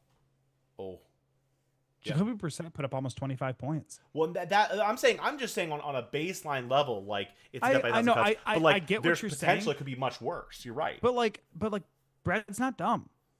Like if he was actively looking at the best thing to fill in for these positions, I think that you're getting better than the average. And like I was this close because like Joe Flacco was a big question mark this week of whether or not he was going to play. I was looking at adding Jacoby Brissett too. I was looking literally if Joe Flacco was ruled inactive this week, he would have been dropped and Jacoby Brissett would have been picked up. Same for Kyler. If I could have made an ad drop, if I had the ability, I would have probably done it. Yeah, like Brad is not bad at fantasy football. I think this is an activity issue at this point. I think this is an interesting issue at this point. Like, get focused, man. Like, you had a team that after like week 3, Sean and I were raving about. Like, you gotta like it. He's still Wednesdays. Tonight's the night. Do an ad drop. Do a waiver wire thing. Like you got to figure it out right now. You have a good you figure it out. Players.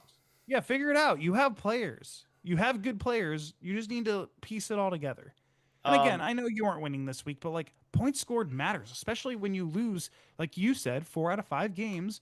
You're now in the bottom 5, and you probably could have an extra 50 points than you do right now. So, in the standings, Jerry and Alex obviously sit atop the table in the bye spots right now. They're 2 games ahead of the kind of the remaining playoff pack. Then it's myself, Scotty, Zach, and Brad in that order in terms of the 3 through 6 spots. McMillan is the first team out right now in terms of the standings, although actually Brad would be the first team out on the standings because of the bottom 5. Window would be the wild card if the season ended right now because he's 5th in scoring. And yeah, that bottom 5 is Brad, McMillan a game back, Window 2 games back from the pack, as is Jason Smith 2 games back, and then James still on low watch. Points scored, it actually really mirrors the top 4 spots mirror where they're at. You obviously are clear of everybody by 120 points. I mean, you are essentially 3 games up on the pack in terms of the bye. So you are really in an amazing spot for like locking up that bye. Alex has a little less wiggle room because Scotty and I aren't too far behind him in points scored. You guys are 20 points back. Like that can happen in an instant. It really is 2. We got to make up 2 wins on him. But the 4 of us, Scotty, Alex, myself, and you, are pretty clear of the rest of the pack by about 60 points. And then there is kind of this group of Window, McMillan at around 11-20. A little bit below that, we got Zach. A little bit below that, we got Brad. A little bit below that, we got Jason Smith, and then James. We got 6 feet. We got 6 feet of shit. Yeah. The fact that James is 140 points back on 9th. Yeah. Is wild. Yeah. And he's not he doesn't have the most points against, by the way. That's actually Scotty now. Yeah, so like I literally was saying earlier, I'm like, technically, James is like, we have 5 weeks to go. James is 4 games back on 5th place. Technically, he could get there. But I think because of the way matchups work, I don't like. At best, he ties what would be 5th, but then he's so far back in points scored that he just chance. Like after this week, I don't think there's any chance. One of the craziest things about all of this is if you look at the points against, like points against from highest to lowest, you're the lowest in points against, but right with you, I know, and I'm mad. Brad Like, and Jason Smith peop- both. people, I'm gonna win either way. Play better against me, please. So that way it looks better for me when I have, like, I But am like, first in points scored. but like, usually, I just think it's funny that Brad and Jason Smith both have low points against relative to the rest of the league. I think Jason's one is the worst situation because he is third in points against, like, or I guess Yeah, eighth in points against, while still sitting in ninth. yeah, just Like, crazy. like Brad has had that benefit of being ninth in points against, and he sits in sixth, and he's 5-4, and he's above 500. Jason being 3-6 while being that low on this It's a bad time, Bob. two Let's games back. I mean, let's go to the fab budgets, just so you know how much money everybody has before you make your bids tonight. James and Zach still at least with 90% of their budget or more. Brad's got 85% of his budget. Alex got 75% of his budget. McMillan 66%. Scotty and I about 50% of a little less than 50% of our budgets.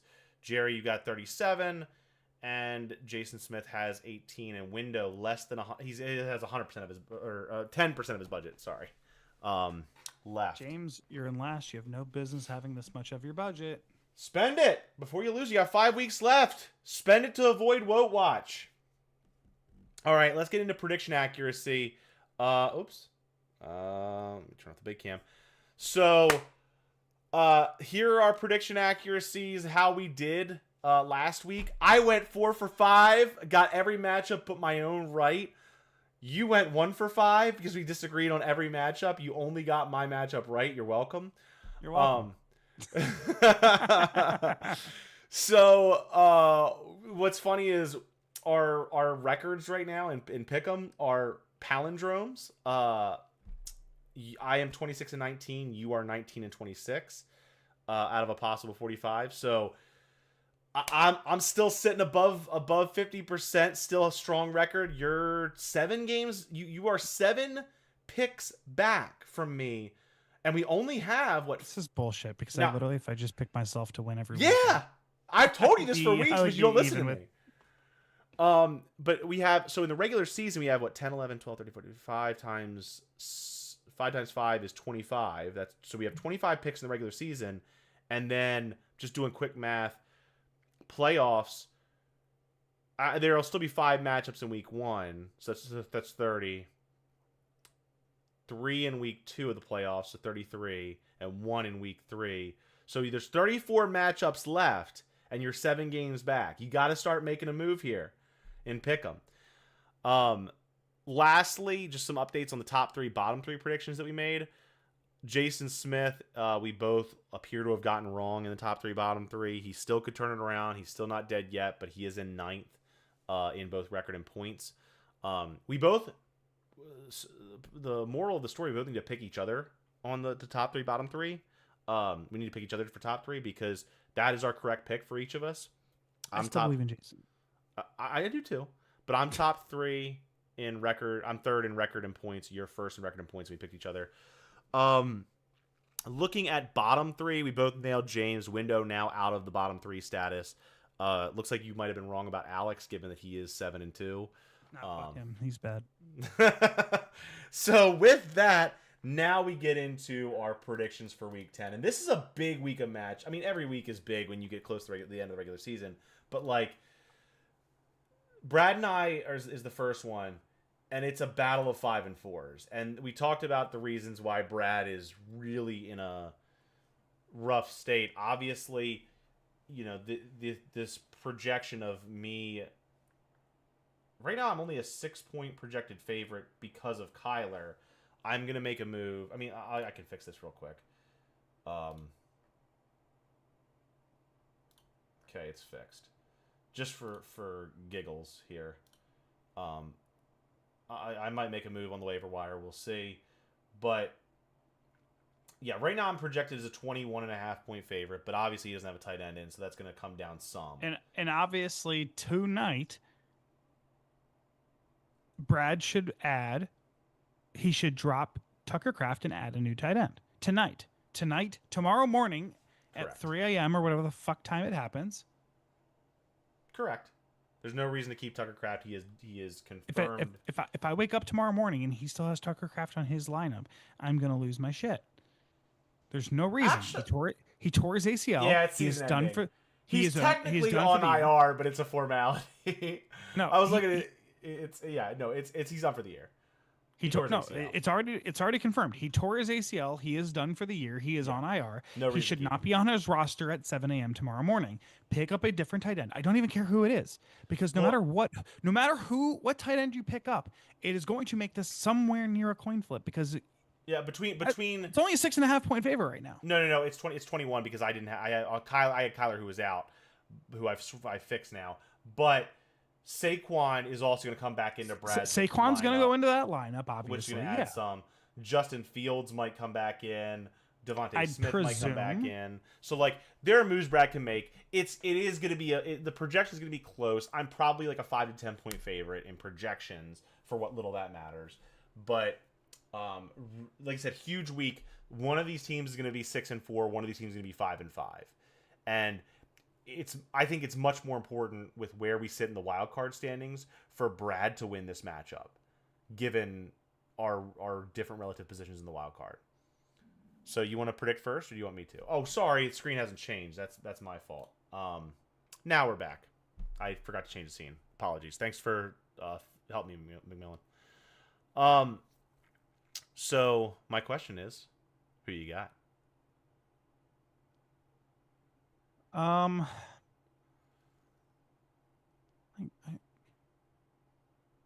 You don't sound happy about it. Without looking at your roster, because right now, Brad, I don't have faith in you to not start Tucker Kraft this week. Alvin Kamara should be on your bench. Saquon Barkley should be in. Justin Fields should be in. Devontae Smith should be in. Literally any tight end not named Tucker Kraft should be in. I think it's almost a coin flip once he sets his lineup appropriately. Yeah, is DeAndre Swift playing this week? I don't know. Well, and I think he should, but who knows? I've also got more. I've got the bye week problems now out of the two of us because Pickens is on bye. It's also an interesting decision to have both Swift and Monangai starting. That's who else do I look at my bench? Who else do I play? It's Chris Godwin. Yeah. He's questionable. I don't care. I mean, if he plays, I think you're starting him. I don't know that I am. Against the Giants? Against the Giants run day? I might hedge my bets and take the floor and take Swift and Monangai. Especially after Monangai had 200 yards. Right now, this is my roster. This is what I'm starting right now. I might rethink it, but we'll see. But this is where I'm at. With that said, so I do think Brad is But it's you. I'm picking you this week. Brad's team is just on this downward trajectory, and you're going to win because you're the box, actually. Like, as bad as the issues you've had, as much as you were complaining on Sunday about, look, more injuries, and then you win and you're in fucking third place. Listen, I have to complain. You complained your way to a championship last year. I get it. I got to keep it running. It's the only way my team stays alive. So I am going to predict me as well. I do think I am the odds-on favorite. I do think I have some good matchups. Judkins, if he's healthy, gets the Jets, who have sold off all of two of their best defensive players. No Sauce anymore. Right, no Sauce, and also the D tackle that they traded. I can't remember his name, but I think that bodes well for Judkins if he plays. Swift and Monangai, between those two, and again, Swift is questionable. Who knows if he plays? But between those two, I should get some good production out of the Bears running game against the Giants. Olave gets the Panthers. I mean, they're not a pushover, but I also don't know that their secondary is worrisome. I got some solid matchups this week, and I like myself to hold serve. Even Cortland Sutton playing against the Raiders, I just saw. So I like a lot of my matchups. I'm gonna go me. I just feel pretty good. So that means I'm probably gonna lose, knowing me. Next up we have got I do love McMillan. It's been one of my favorite parts, not only of the pod each week, having you in the chat because you have been consistently watching, I but appreciate you, McMillan. I Being in the also chat. I also love more than that he's in the chat. I have for the longest time I've been a big like person to say never change your team name. It's bad fantasy juju. But McMillan's been changing it every week, and I gotta say I've come around and I love it. I look forward to seeing when he comes every week, especially this week. I love it. I'm such a fan. 2 Jasons enter, 1 Jason wins. Welcome to Thunderdome, bitch. Like, I love this. I Oh, hate it. well, that's, you know. I honestly think that like half of the reason I've done as well as I have this season is that going into week 1, I found the perfect fantasy football name, and I can't change it ever. Yeah. And Jason changed it like 10 fucking times. But I love that. But having said that, this is actually a really good one. I like this. Yeah, I love the name. So this is the Battle of the Jasons. If we're talking about naming matchups, this is the Battle of the Jasons. We talked about this is a desperation matchup, right? Because like Neither one can afford to lose. Neither one can afford to lose. Whichever team loses this matchup is playing for a wild card, I feel like. And Jason's, I guess they both have massive people on bye. McMillan has both Jamar Chase and Jake Ferguson. Jason Smith has both Dak Prescott, Chase Brown, and Javonte Williams. Javonte Williams. There's a lot of buys. Like, yeah, when you're talking about like arguably your top two of your top 3 running backs, and obviously one of your top 2 quarterbacks, and obviously McMillan losing the number 1 wide receiver in fantasy this week, massive. Yeah. Yeah. This is maybe my. I mean, there's so many good matchups this week. I love this. I love this so much. You want me to go first? You can go first.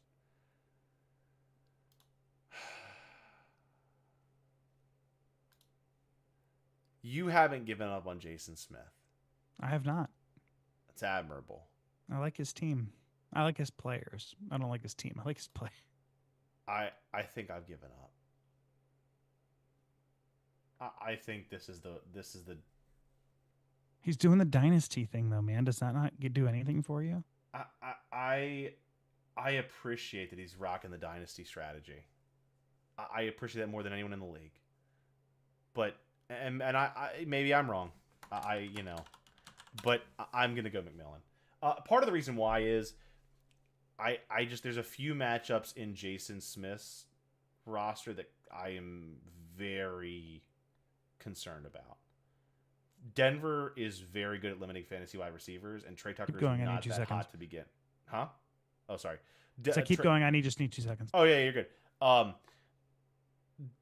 Trey Tucker is not that hot a commodity to begin with. He's one of Jason's weakest position players, and he gets one of the toughest matchups he could get in Denver's pass defense at Denver, at Mile High.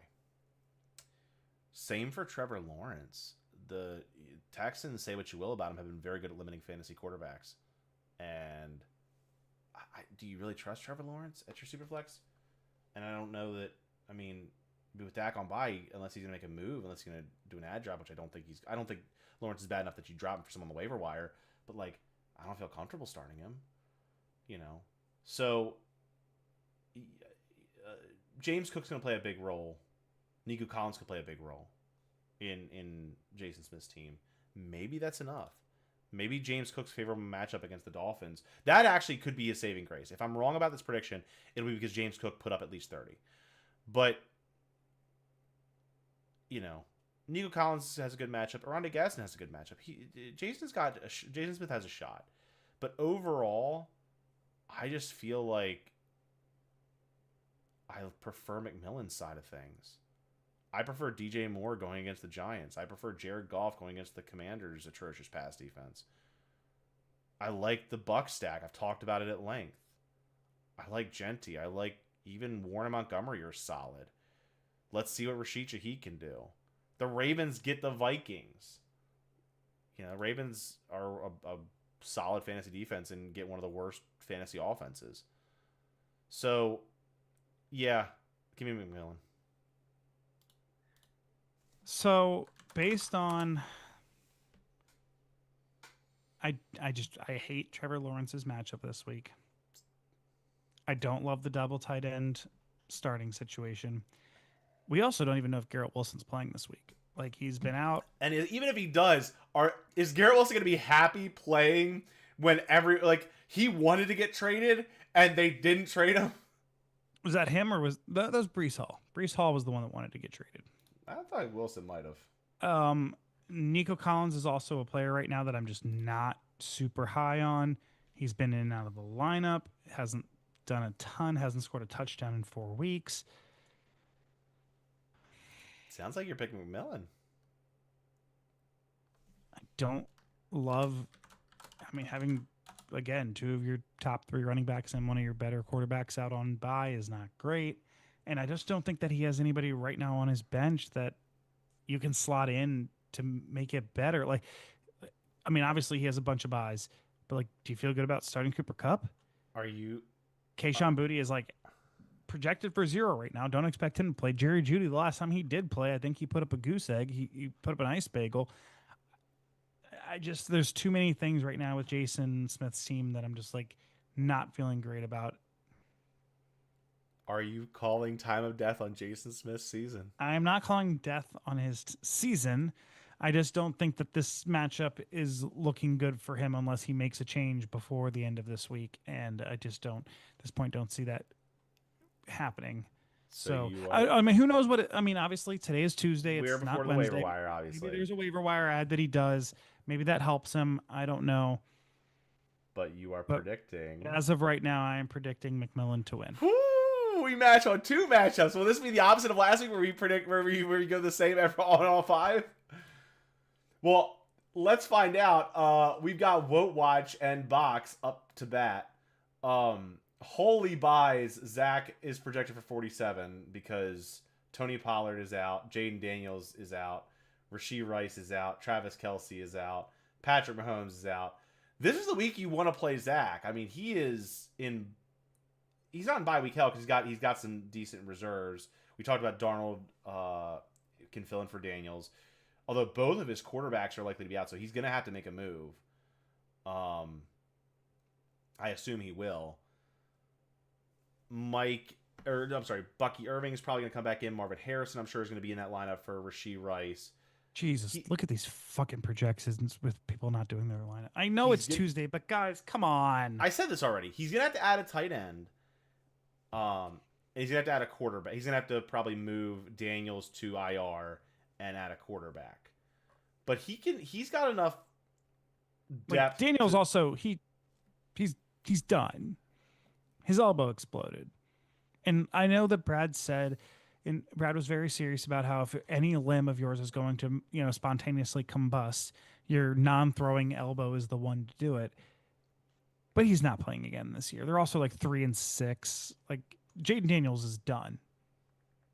Yeah, so he should already also be off your roster, and you should be having Stan. I could see him if he doesn't have anyone in the IR spot. I could see him keeping him IR at least until they give a time. They haven't given a time. Well, it's a good thing that he has both Mike Evans and Cedric Tillman in his IR spot. So, because Mike Evans also probably should be off your roster at this point because he's also done. Yeah, sunk cost fallacy. But either way, the question here is, does James end Vote Watch? I think James and Vote Watch against the Bucs. Here he predicts James yet again. I love your optimism, buddy. I love it. I think he ends Vote Watch. He's projected to win by 40 right now. By the way, he has Mac Jones at 0. JJ McCarthy's going to give him a 17-point bump. You have Kenneth Walker, who you can plug in instead of Trevion Henderson. That's going to give you another 5-point bump. You have AJ Brown, Matthew Golden, who might not even play, so that's another bare minimum 7. Yeah.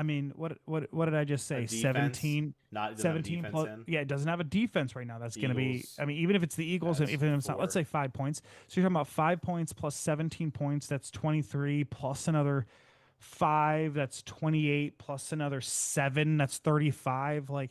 Are you telling me no matter what lineup he throws out there, do you think that Zach's adding 40 points to his lineup? Yeah.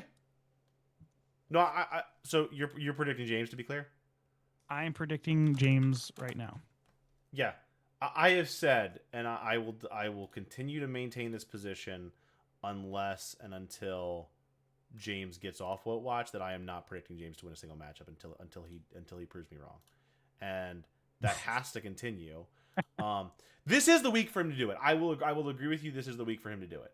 Here's but why. Zach is a box. It wouldn't surprise me if he wins. I'm just throwing that out there. But like, I am projecting James to end Vote Watch here and now. Here's how James gets off Vote Watch. Josh Allen gets the Dolphins. Josh Allen, like, what are the things that you're sure of in life? Taxes, death, taxes, LeBron and elimination games. And Josh Allen will take belt to ass against the Miami Dolphins. Like, these are just laws of the universe. I don't know, man. Maybe this is like we're reversing the trend here, because maybe this turns into, you know how the Dolphins just always seem to play Tom Brady super well. It's the opposite. Maybe we're starting that. No, it's the opposite with Josh Allen. So Josh Allen is gonna go off against the Dolphins. Derrick Henry's been solid since he's come back. Nothing spectacular, but solid. Sam Laporta was a monster last week, and oh, by the way, gets a really favorable matchup against the Commanders. We talked about some of the players he can plug in on his bench. James could very well win this matchup, but the reason why he won't is because Zach has a lot of points waiting to fill in. Sam Darnold's going to add 16. Ramondre is going to add, again, projected 11. Bucky Irving is going to add a projected projected 6 more than Bam Knight. And maybe he starts Bam Knight at a flex or super flex if he needs help because of his quarterback issues, depending on who he decides to add on the super flex. If he decides to drop Jaden Daniels, like you said, or put him on IR and go for a fourth quarterback. Marvin Harrison Jr. is going to fill in for Rashee Rice on bye. The only spot he's got to really make an ad drop is he has to make an ad drop. He probably will want to for quarterback, but the one spot he has to is tight end. But like, he's got some depth. He doesn't have a lot of great matchups, to be quite candid. But again, James is cursed. James is on Vote Watch for a reason. He finds ways to lose these matchups. This is one of the best chances he's going to have to get off Vote Watch. He should do it this week, but I am predicting the box to keep him on Vote Watch because I was right in week 3, and we're all going to see it at the end of the season. So that leaves us with 2 matchups left. Let's get to yours. You are projected for 152. And the only thing you have on bye week is the Flacco Higgins stack, which has been a starter for you. But oh no, Joe Flacco's been amazing. Oh no, Jerry has to start Matt Stafford and Jalen Hurts. Whatever will he do? I made a big thing about how when I bid so much on Joe Flacco 3 weeks ago, I bid out 15% of my budget, and I was like, no, he has 2 good matchups the next 2 weeks. I believe in it. I also get the stack, and it has worked out beautifully for me. This is a huge matchup. The battle of the 7 and 2s. Oh my god! Oh, like literally, it could be like 3 games clear after this week. Yeah. I honestly think that. I mean, I'm not 100% sure that the math is totally mathing here, but like the winner of me and Alex has a bye. Could be guaranteed a playoff spot after this week. Like this could be the first week the playoff spot is guaranteed. Yeah, with an 8-2 record with 5 weeks to go and clear on massively clear of the table on points in all likelihood. Yeah, 4 weeks to go. Yeah, this is you lock up a playoff spot and you give yourself an inside track for a bye. Inside track to the bye.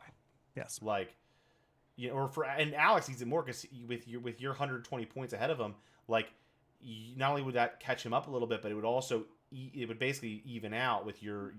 Yeah. No, he wins this week. He is in first. He is. But he sits alone at the top. You hold the tiebreaker, right?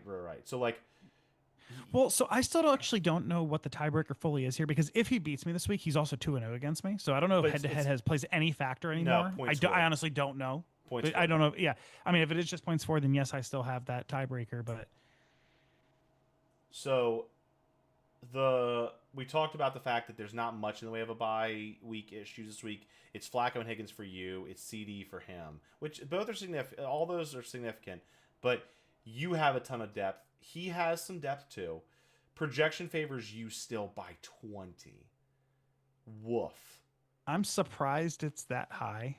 I'm not. You have one of the best teams in league history. I mean, just top to bottom. No, I'm not even like trying to like. I'm not even trying to jinx you. I'm not. I swear I'm not. Like, you have assembled one of the best rosters. It pained me. It pained me to make the trade with you, in part because I no longer ascribe to the zero-sum game of trading. I feel like I have to make my team better. If it makes your team better as well, so be it. That's how we make trades, right? Yeah. But when you are the number one team in the league, when your team is an unstoppable, I've said it before, is an unstoppable juggleknob, and then you go and address your one position of weakness, like, how does anyone beat you? How do I not pick you to win when your roster is averaging 145 even without Flacco and Sean, stop! I'm gonna come. No, seriously, like I can't not pick you. There's a reason why I'm doing well in pick'em. Here's why I can tell you why. Well, I'm picking you, just to be clear. I know. And are you not? This is, I feel like Archer. Do you not? Like. So here's the thing. Oh my God, you're gonna do it again. I'm cautiously optimistic, and I'm gonna lose this week because blah blah blah blah blah. Alex has already beat me this year. Jahmyr Gibbs has one of the best matchups that you can possibly have. The Commanders are terrible. And they're only like middle of the table right now against running backs. And I promise you after this week, they are going to drop significantly. Jahmyr Gibbs is going to eat. I have some concerns about his wide receivers, and obviously CeeDee Lamb not starting this week affects that. I don't win games as easily. I don't win games. I'm only 7-2. As easily I'm only 120 points ahead of the as the easily table. as you think that I do. And then you also have to factor in, like, Michael Pittman has looked really good. And he gets an Atlanta team that's, again, they're not bad. Michael Pittman's looked really good. He's going to whip JSN Devontae Adams. Jordan Addison gets 27th ranked Baltimore secondary. Josh Jacobs gets the 24th ranked Philadelphia defense. Jordan Love gets the 17th ranked. Sam, can you throw a shut the fuck up in the chat halfway through his thing again? I'm just saying. You know what you're doing. I don't know what you're talking about right now. I'm just saying that Alex's team is very good. You cannot deny that. He's 7-2. He is second. Obviously, I picked his team wrong from the start. I've picked him to lose along the way, and I have been wrong. You did pick him to lose last week, and you were wrong about that. This is true. Actually, I'm curious now.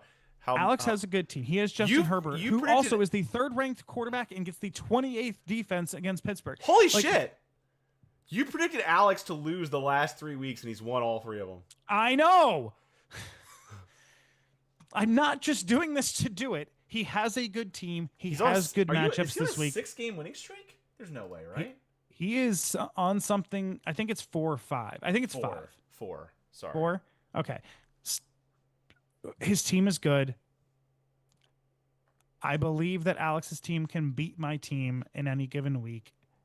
And I think I looked it up, and over the course of the last 9 weeks, I think it's literally like a 5-4 split. I think I'm up 5, he's at 4 on who would have won if we played each other every single week. Yeah. His team is good, is better than what you're making it sound. Mm-hmm. I am going with Alex. Mm-hmm. No, totally. Mm-hmm. Mm-hmm. Fuck you. But the last matchup, or do we have one more? I'm curious now when Alex lost. Was it week 5? Yeah, it was week 5 was his last loss. His last loss was in week 5. Alex this season has only lost to you and I to the box. I had him wrong in one of our pick'ems. I'm gonna have to recheck my pick'ems because that was wrong for both of us, to be clear. Which would make me 25 and 20, and you 18 and 26. Sorry, or 18-25 rather. No, 18-27. Okay, sorry. I'll double check my math later on the predictions. We'll get it right. That gets us to our last prediction in week 10. And again, in the theme of good matchups, you talked about rivalry matches. It's Scotty and Window, and this is it's two teams coming off of different, like vastly different results. Scotty after a massively disappointing result, getting mollywopped by you, and only putting up like 100. Window putting up 190. Again, this is much like I feel like my matchup with Brad, or Jason Smith's matchup with McMillan, where it's like you can't, like, Scotty can afford the loss if it happens, but You don't want it. you don't want it. Window, he needs points because he's still in the wild card thick of things more than anything. So this is almost like a you want points, you want to draw points out of this one, but like for the standings wise, if Window doesn't win this matchup, I don't see a way he's not in the wild card at 3 and 7. No, like if he does not win this week, wild card is his only option. Yeah, for sure.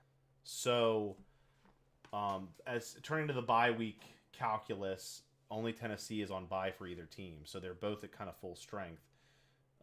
Ridley obviously out due to injury anyway. So, yeah. Let me look at So the you're matchups. going with. I got to look at the matchups. Oh. Like, as I look at Scotty's team, I'm like, Drake May's number 2. Slap bet's not looking good. Jonathan Taylor is still number 1. Kyron Williams looks really good. I've expressed my concerns over his wide receiver core. In the wide receiver core is what's like just leading me to Window. I think Window's going to put himself right back in that top 5 conversation at the end of this week. Like, Rico Dowdle gets New Orleans. Jackson Dart gets Chicago. Brock Bowers is fucking him. Like, Justin Jefferson gets Baltimore, who, I mean, I know Baltimore looked better last week. I just think this is Window.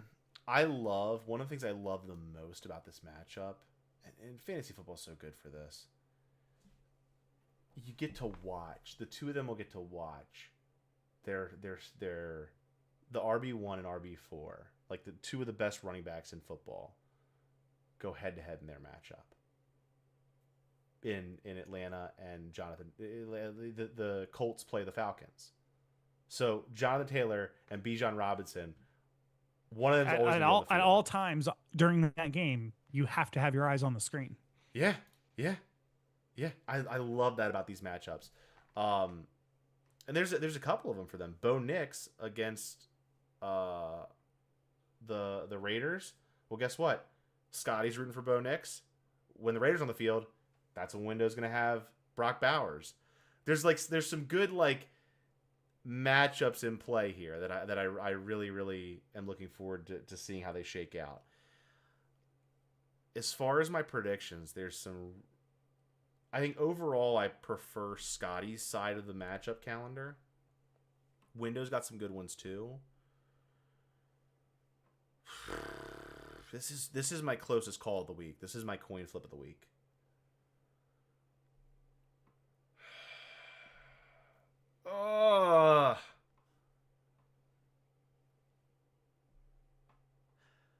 You picked Window, right?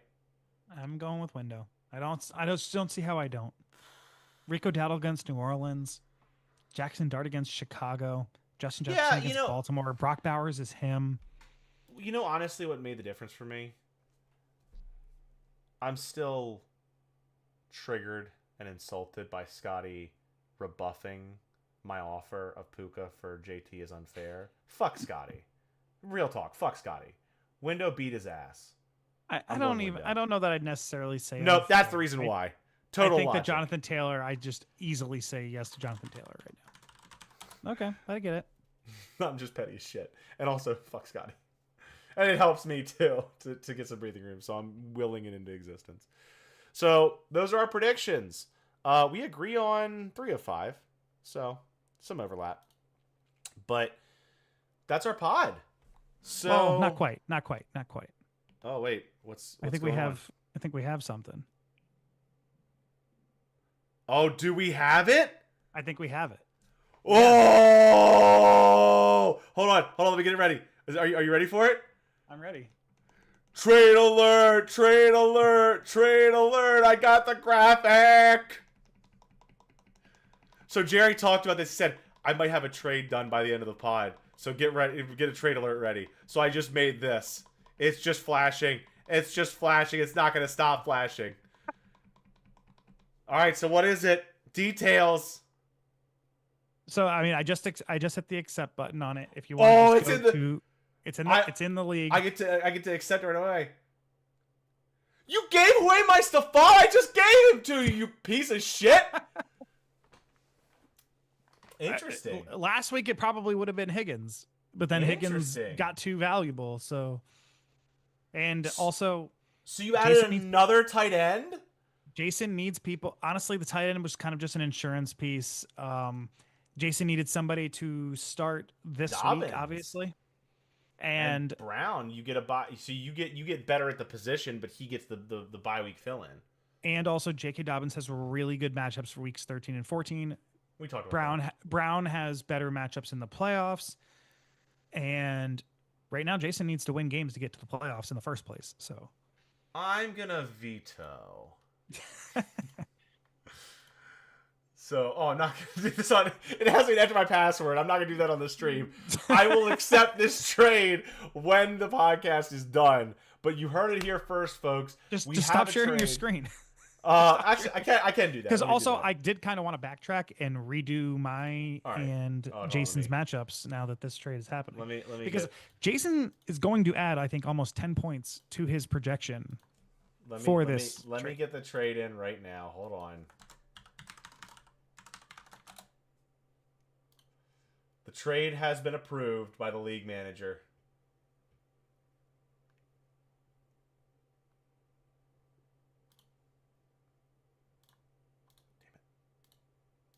All right, there we go. So it is now official. So just so you see how this affects both the battle of the Jasons and Jerry's matchup, the battle of the potential buys. It doesn't. Oh, it is reflected. He has Dobbins in the flex. I'm switching my stuff up right this second. So give me. So Jason is now the favorite. And let's see. Yeah, I'll wait for yours. So are you good? Yep. All right. And there's your matchup. Woo! And now I don't remember who I picked originally for McMillan and Jason Smith, but I'm picking Jason Smith now. If I hadn't already picked him, you didn't. Changing your prediction. Changing my prediction, adding an extra 10 points to his projections here, I think is a massive upgrade. Also, that doesn't even add in the fact that he could switch in Stephon Diggs right now. If he switches J.K. Dobbins into the R.J. Harvey spot, switches Diggs into that adds an extra 6 points to his projection. Not only is he projected to win by 2 right now, he's more like projected to win by like 8 or 9. Yeah. No, all fair. So I'm switching my prediction. I'm going with Jason Smith to win this week with the added players that he's just acquired. Love that I just got to bust out the trade alert. Oh man. So, all right. That McMillan, why is this horseshit? Which part of this do you not like? Oh, maybe because I just predicted him to lose. Going back to my matchup, I'm extra predicting myself now to lose to Alex because my projection just went down by 5 or 6 points because I'm no longer. Oh no. I've had to switch in a couple of different, bench wide receivers just to make my lineup workable right now. Oh no! I can't wait to recap you putting up 160 next week, and beating Alex. I hope. So, That's our pod. Episode pod. 10 in the books. We've only got, what? Let me see.